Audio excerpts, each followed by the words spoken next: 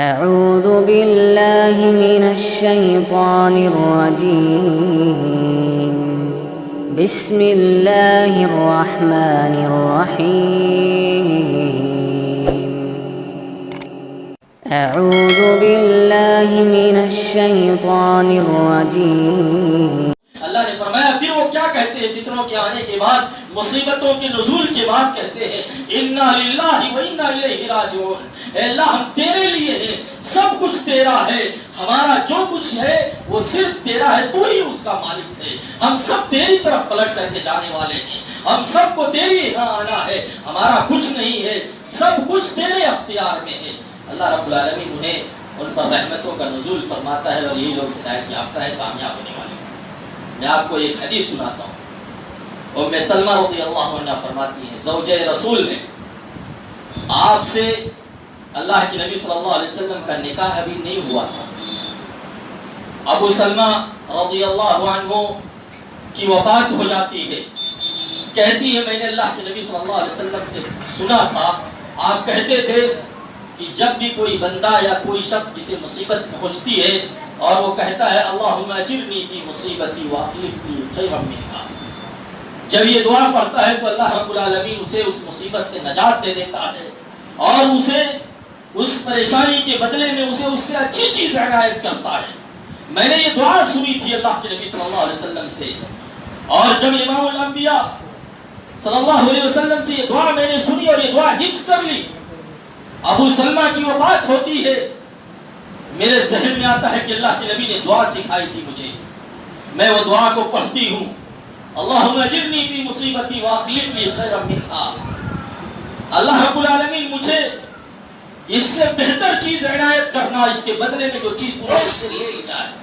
وہ کہتی ہے میں تو گمان میں نہ تھی، ابو سلمہ سے بہتر مجھے اللہ کیا دے سکتا ہے، ابو سلمہ سے بہتر، لیکن میرا یہ بھی اعتقاد تھا کہ اللہ کے نبی کی یہ دعا ہے، اللہ کے نبی کی سکھائی ہوئی یہ دعا ہے، لہذا میں نے اس دعا کو پڑھا اور اللہ رب العالمین نے مجھے ابو سلمہ سے بہتر شوہر امام الانبیاء کی شکل میں عنایت کیا۔ نبی کائنات سے بہتر شوہر کون ہو سکتا ہے؟ اللہ نے انہیں ابو سلمہ کی عوض اللہ کے نبی صلی اللہ علیہ وسلم کو دیا۔ اس لیے میرے بھائیوں فتنوں کے دور میں، مصیبت کے دن میں، مصیبت کے ایام میں ہمیں دعائیں پڑھنی چاہیے اور اللہ سے کہنا چاہیے کہ اللہ رب العالمین ہمیں اس مصیبت سے نجات دے دے اور اس کے بدلے میں ہمیں اس سے بہتر اور افضل چیز عنایت کر دے۔ اس کے علاوہ دوسری چیز کیا ہے؟ ہمیں اپنے عقیدے پر قائم رہنا ہے، عقیدے توحید پر قائم رہنا ہے، اللہ کی وحدانیت پر قائم رہنا ہے، اللہ کی عبادت کرنی ہے، اللہ کی بندگی کرنی ہے، اللہ پر توکل کرنا ہے، اللہ پر بھروسہ کرنا ہے، اور یہ عقیدہ ہونا چاہیے، یہ منہج ہونا چاہیے کہ یہ ساری چیزیں جو کچھ بھی دنیا کے اندر ہو رہی ہیں یہ اللہ کی اجازت سے ہو رہی ہے۔ اللہ اگر چاہے تو اسے کن کہہ دے فیکون، یہ ساری چیزیں ختم ہو جائیں گی، اگر چاہے تو دنیا کو کہہ دے کہ نہس تہس ہو جا، تہس نہس ہو جا، دنیا تہس نہس ہو جائے گی۔ اللہ اگر چاہے تو ظالموں کو ہلاک و برباد کر سکتا ہے۔ ہمارا یہ اعتقاد ہونا چاہیے کہ اللہ رب العالمین کی وجہ سے مصیبت میں آ رہی ہے، اللہ کے حکم سے آ رہی ہے، اللہ کی اس میں کوئی نہ کوئی حکمت ہے، کوئی نہ کوئی مصلحت ہے، کیونکہ اللہ کا کوئی بھی حکم حکمتوں سے خالی نہیں۔ ہمارا اعتقاد ہونا چاہیے، ہمارا ایمان ہونا چاہیے، اور ایمان والوں کے لیے کامیابی ہے۔ اللہ جل جلالہ نے فرمایا من عمل صالحا من ذکر او انثى وهو مؤمن فلنحيينه حیاة طیبہ، جو لوگ نیک عمل کرتے ہیں، عمل صالح کرتے ہیں، چاہے وہ مرد ہو یا عورت ہو، ایمان کے ساتھ ساتھ ایمان کی حالت میں تو ہم انہیں بہترین زندگی عنایت کرتے ہیں۔ اور ایسے ہی ومن یؤمن باللہ یہد قلبہ، جو اللہ پر ایمان لاتا ہے اللہ رب العالمین اس کے دل کو ہدایت دیتا ہے۔ اور دوسری جگہ اللہ نے فرمایا وعد اللہ الذین آمنوا منکم وعملوا الصالحات لیستخلفنهم فی الارض، اللہ رب العالمین ایمان والوں اور عمل صالح کرنے والوں کو، نیک کام کرنے والوں کو زمین کا خلیفہ بنائے گا، یہ اللہ کا وعدہ ہے۔ اس لیے ہمیں اپنا اعتقاد، اپنا ایمان مضبوط کرنا چاہیے اور ہمیں اللہ کی ذات سے کبھی نا امید نہ ہونا چاہیے۔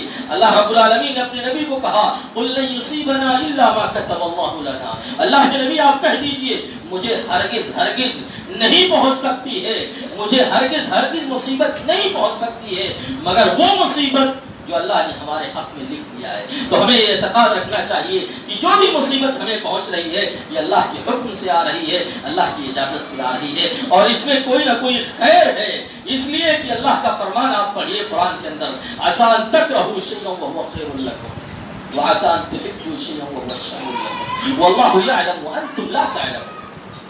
تم نہیں جانتے ہو, اللہ جانتا ہے کس میں خیر ہے کس میں شر ہے. ہم اور آپ سوچتے ہیں کہ اس میں خیر ہے, لیکن ہوتا کیا ہے, اس میں شر ہوتا ہے. ان مصیبتوں میں, ان پریشانیوں میں, ان فتنوں میں ہم سوچتے ہیں شر ہی شر ہے. نہیں میرے بھائیوں, ممکن ہے اس میں کوئی خیر ہو, کوئی خیر پوشیدہ ہو, اللہ ہمارے ساتھ کوئی بہترین کام کرنا چاہتا ہو. اس کے بدلے میں آپ کے سامنے مثالیں موجود ہیں. آپ دیکھیے بدر کا میدان لے لیجئے, صحابہ جنگ لڑنا نہیں چاہتے تھے, صحابہ واپسی چاہتے تھے, لیکن اللہ رب العالمین نے کہا, اللہ کے نبی صلی اللہ علیہ وسلم کی حدیث کے مطابق کی جنگ ہوئی اور مسلمان جنگ جیت گئے, اور اللہ نے کہا کہ اعملوا ما شئتم, اے اہل بدر جو چاہو کرو, میں نے تم سب کو معاف کر دیا. اور آپ واقعہ یاد کر لیجئے ابراہیم خلیل اللہ کا, کہ جب وہ اپنی بیوی کو لے کر کے گئے تھے, وہاں تو بادشاہ ظالم جابر بادشاہ ان پر ہاتھ ڈالنا چاہتا تھا. 2-3 مرتبہ کوشش کیا, اس نے فشل ہو گیا. پھر اس نے کہا ان سے کہ مجھے موقع دے دیجئے, میرے لیے دعا کر دیجئے, میں دوبارہ یہ حرکت نہیں کروں گا. اس کے بعد اس نے ہاجر کو عنایت کیا. کیا کیا؟ ہاجر علیہ السلام یعنی ہاجرہ کو دیا, اور اسی ہاجرہ سے اسماعیل علیہ السلام پیدا ہوئے, اور اسی اسماعیل کی نسل سے امام الانبیاء پیدا ہوئے. یعنی اس شر کے اندر بھی خیر تھا. اس سے بڑی آزمائش اور کوئی نہیں ہو سکتی ہے. نبی کی بیوی پر ہاتھ ڈالنے والا نبی کو کون عنایت کرتا ہے؟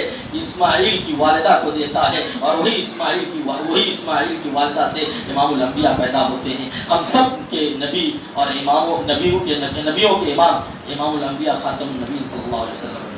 میرے بھائی, اس کے علاوہ ہمیں دین علم حاصل کرنا چاہیے, کیونکہ جب ہم لوگ دین علم حاصل کریں گے تو ہمیں صحیح غلط کی تمیز معلوم ہوگی, ہمیں صحیح عقیدے کی, صحیح منہج کی, شریعت کے اصولوں کی, شریعت کے ضوابط کی معرفت ہوگی, جس کی وجہ سے ہم فتنوں سے بچ سکتے ہیں. اس کے علاوہ تقویٰ کی زندگی اختیار کرنا چاہیے. ان فتنوں کے دور میں ہمیں کثرت سے عبادت کرنی چاہیے, اللہ کی بندگی کرنی چاہیے, اللہ رب العالمین سے لو لگانا چاہیے, توبہ اور استغفار کرنا چاہیے, اللہ کی بارگاہ میں توبہ کرنا چاہیے اپنے گناہوں سے, اپنی غلطیوں سے, اپنی خطاؤں سے. اور اللہ رب العالمین نے فرمایا فلولا اذ جاءهم بأسنا تضرعوا ولكن قست قلوبهم وزين لهم الشيطان ما كانوا يعملون. جب انہیں تکلیف پہنچی تھی, اگر اس تکلیف کے وقت ہماری طرف رجوع کیے ہوتے, اس تکلیف کے وقت ہماری طرف رجوع کیے ہوتے, تو اللہ رب العالمین فرماتا ہے ہم ان کی تکلیفوں کو دور کر دیتے. وما كان الله معذبهم وهم يستغفرون. اللہ اس وقت تک اس قوم کو عذاب نہیں دیتا جب تک وہ قوم استغفار کرتی رہتی ہے. تو میرے بھائیوں بزرگوں, ہمیں توبہ و استغفار کرنا چاہیے ایسے عالم میں جب کہ ہر طرف فتنہ ہے, ہر چہار جانب فتنے ہی فتنے ہیں. جہاں نظر دوڑائیں, جس طرف دیکھیں آپ کو فتنے ہی فتنے نظر آتے ہیں, اور فتنے کی چند قسمیں بھی آپ کے سامنے بیان کی گئی ہے. اور سب سے اہم چیز جو ہے وہ ہمیں کرنا کیا ہے؟ کتاب و سنت کی طرف ہمیں رجوع کرنا ہے ہر حال میں, کیونکہ ہم شریعت کے فالو کرنے کے لیے, شریعت کی تطبیق کے لیے, قرآن و حدیث کی روشنی میں زندگی بسر کرنے کے لیے ہمیں یہاں بھیجا گیا ہے. قرآن و حدیث ہمیں یہ اصول کے طور پر ہمیں عنایت کیا گیا ہے کہ مسلمانوں قرآن و سنت کے مطابق زندگی بسر کرو. یا ایھا الذین آمنوا اطیعوا اللہ واطیعوا الرسول, ایمان والو اللہ اور اس کے رسول کی اطاعت کرو. اور دوسری جگہ اللہ نے فرمایا قد جاءکم من اللہ نور و کتاب مبین, اللہ کی طرف سے نور اور واضح کتاب آ گئی ہے. میرے بھائیو یہ کتاب ہے, اللہ کی کتاب ہے, اور اللہ کے نبی جناب محمد عربی صلی اللہ علیہ وسلم کی سنت ہے. کوئی بھی مسئلہ ہو, کوئی بھی پریشانی ہو, کوئی بھی تکلیف ہو, ہمیں اللہ کی کتاب کی طرف رجوع کرنا چاہیے, نبی کائنات علیہ الصلوۃ والتسلیم کی سنت کی طرف رجوع کرنا چاہیے. اسی میں ہمارے لیے نجات ہے اور اسی میں ہمارے لیے کامیابی ہے.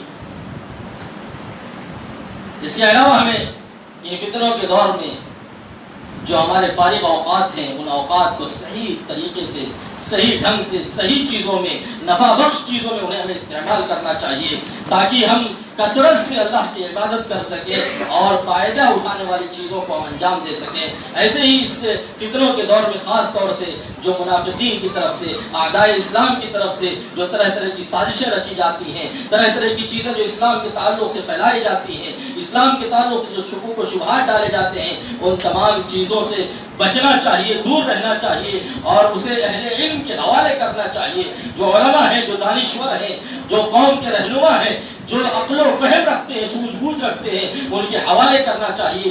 ان کا جو فیصلہ آئے اس فیصلے کے مطابق ہمیں چلنا چاہیے، کیونکہ ہم اور آپ ممکن ہے بہت سی ایسی چیزیں ہمارے درمیان آتی ہیں جسے ہم نہیں سمجھ سکتے، جسے ہم نہیں سمجھتے ہیں اور فوراً اسے سوشل میڈیا کے طریقے سے نشر کر دیتے ہیں، جس کی وجہ سے وہی چیز کیا ہے ہماری ہلاکت کا ذریعہ بنتا ہے یا سماج میں فساد کا سبب بنتا ہے، سماج میں بگاڑ کا سبب بنتا ہے اور اس سے پوری مسلم امت کے اوپر دھبا لگ جاتا ہے اور پورا مسلم سماج بدنام ہو جاتا ہے۔ لہذا ہمیں اس سلسلے میں ان فتنوں کے دور میں جبکہ ہر طرف سے فتنہ ہے، ہمارا ملک خود ملک عزیز کے اندر بھی طرح طرح کے فتنے آ رہے ہیں، ہمیں ضرورت اس بات کی ہے کہ ان فتنوں کے دور میں ہم دیکھیں فتنے کیا کیا ہیں اور ان فتنوں سے ہمیں کیسے بچنا ہے۔ جو طریقہ آپ کو بتایا گیا کتاب و سنت کی روشنی میں، ہمیں چاہیے کہ ہم انہی طریقوں کو اپنائیں تاکہ ہم ان فتنوں سے بچ سکیں۔ اخیر میں اللہ رب العالمین سے دعا کرتا ہوں کہ بارے الہ تو ہمیں ان فتنوں سے محفوظ رکھ۔ رب العالمین ان فتنوں کے دور میں ہمیں ان فتنوں کو سمجھنے اور اس سے بچنے کی توفیق عطا فرما۔ رب العالمین ہمیں صحیح منہج اور صحیح عقیدے پر چلنے کی توفیق عطا فرما۔ رب العالمین ہمیں کتاب و سنت کی صحیح سمجھ عطا فرما۔ رب العالمین ہمیں تقوی کی زندگی عنایت فرما۔ رب العالمین ہمیں جو بیمار ہمیں شفاء کاملہ عاجلہ عطا فرما۔ رب العالمین جو ختم ہو چکے ہیں، دنیا سے جا چکے ہیں، جن کا خاتمہ توحید اور ایمان پر ہوا ہے، رب العالمین ان کے گناہوں کو معاف فرما دے، ان کے قبروں کو نور سے بھر دے، ان کے لیے جنت کے دروازے کھول دے۔ رب العالمین ہمیں جو لوگ مقروض ہیں ان کے قرض کی کوئی نہ کوئی سبیل نکال دے۔ رب العالمین جو بیمار ہمیں شفاء کاملہ عاجلہ عطا فرما۔ رب العالمین مسلمان دنیا کی جس خطے گوشے میں پریشان ہیں انہیں اپنی طرف سے کوئی مدد کر دے اور رب العالمین انہیں پریشانیوں سے نجات دے دے۔ آمین۔